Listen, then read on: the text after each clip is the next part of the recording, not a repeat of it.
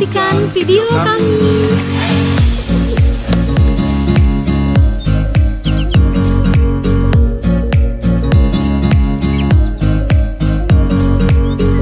Halo semua, halo pemirsa Hot News Platinum TV. Gimana nih kabarnya teman-teman semua? Semoga baik-baik saja ya. Kali ini topik yang akan kita bahas yaitu domperidon. Untuk anak farmasi, pasti nggak asing lagi kan sama yang namanya domperidon.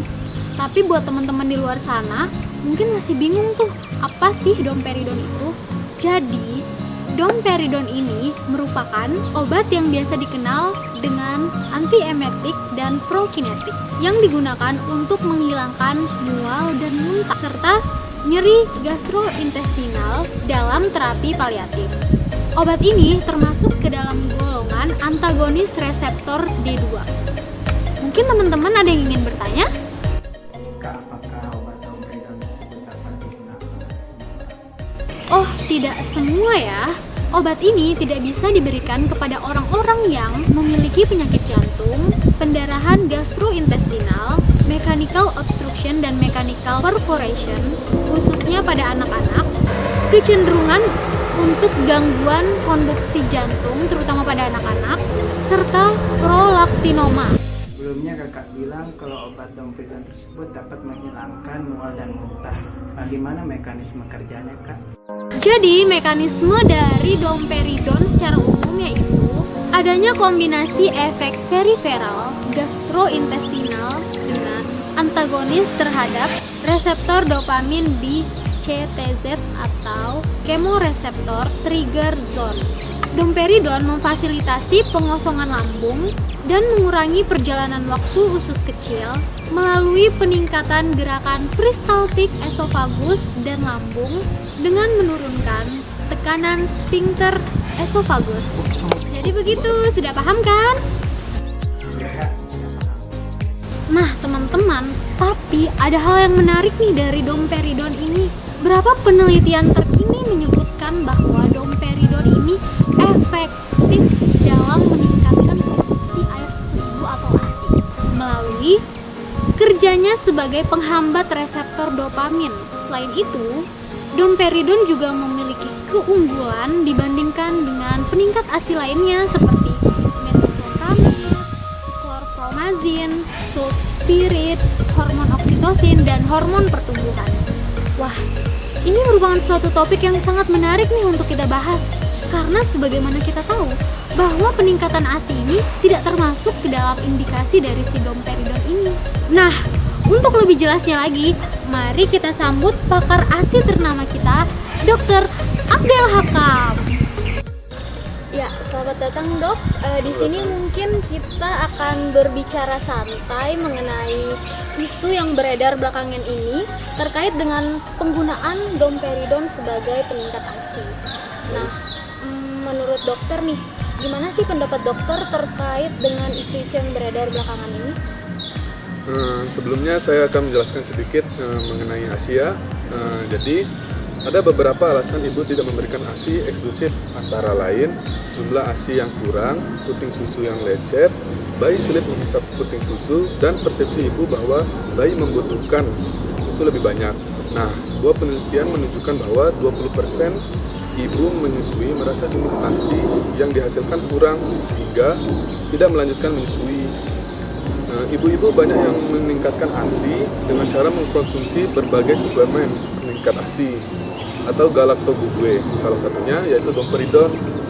Domperidon diabsorpsi secara oral dengan bioavailabilitas tinggi. Obat ini juga mengalami eliminasi lintas pertama atau yang dikenal sebagai first pass metabolism saat melewati hati dan saluran cerna. Waktu paruh domperidon sekitar 7-12 jam dan sebagian besar diekspresikan melalui ginjal. Domperidon tidak dapat menembus sawar darah otak. Obat ini tetap dapat bekerja secara efektif di dalam sistem saraf pusat karena kerja obat ini di kelenjar hipofisis. Perlu diketahui bahwa kelenjar hipofisis merupakan salah satu area di otak yang tidak memiliki sawar darah otak. Seperti itu dok. Tadi kan ada disebut mengenai waktu paruh tuh, waktu paruh sama first pass metabolism. Itu menurut dokter gimana sih? Apa sih maksudnya waktu paruh sama first phase metabolism itu? Jadi waktu paruh itu adalah waktu di mana kadar obat tersisa 50% dari konsentrasi awal. Sedangkan first phase metabolism adalah fenomena metabolisme obat yang mana konsentrasi obat berkurang cukup signifikan sebelum mencapai sirkulasi sistemik. Obat yang hilang selama absorpsi ini terutama karena pengaruh dinding usus dan hati. Oh, seperti itu. Kemudian saya ingin bertanya dok, tadi kan disebutkan isu-isu yang beredar itu bahwa domperidon itu sebagai peningkat ASI. Nah, kira-kira bagaimana sih mekanismenya dia sebagai peningkat ASI itu? Apakah berbeda dengan metabolik? Apakah berbeda dengan mekanisme secara umum atau bagaimana dok?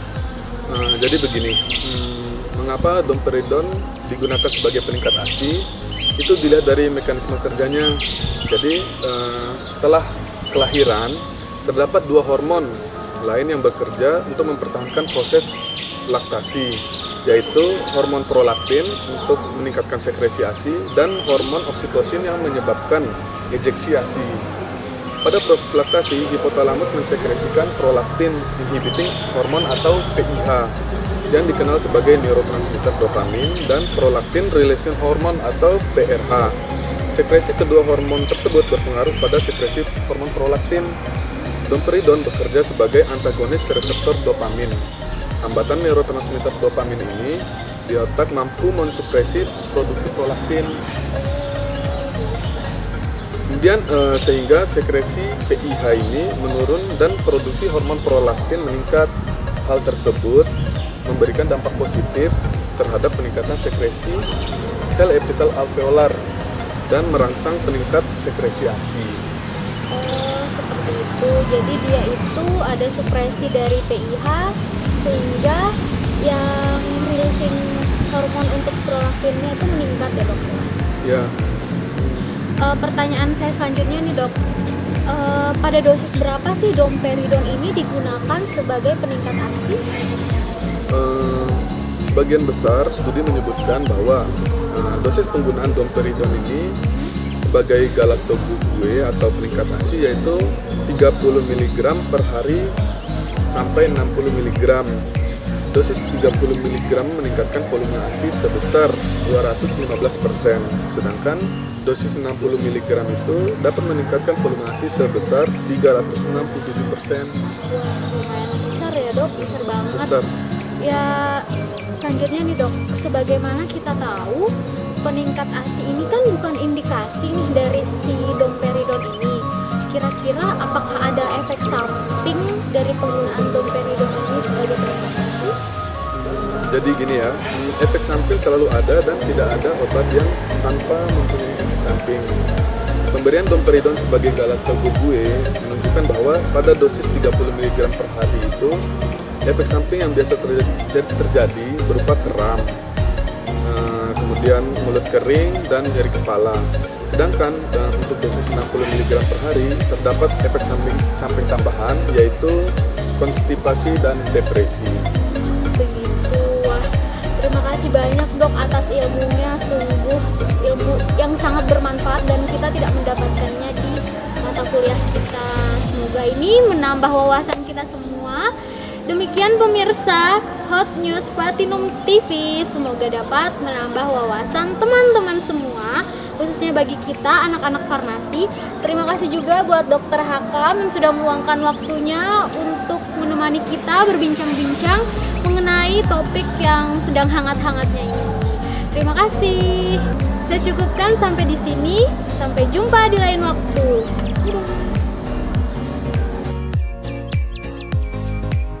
Domperidon tidak hanya efektif sebagai antidiuretik, dia juga dapat meningkatkan produksi ASI pada usus. Domperidon menjadi pilihan utama dibandingkan galactobutane lain karena dia tidak ada efek samping pada bayi dan jarang efek samping pada ibu.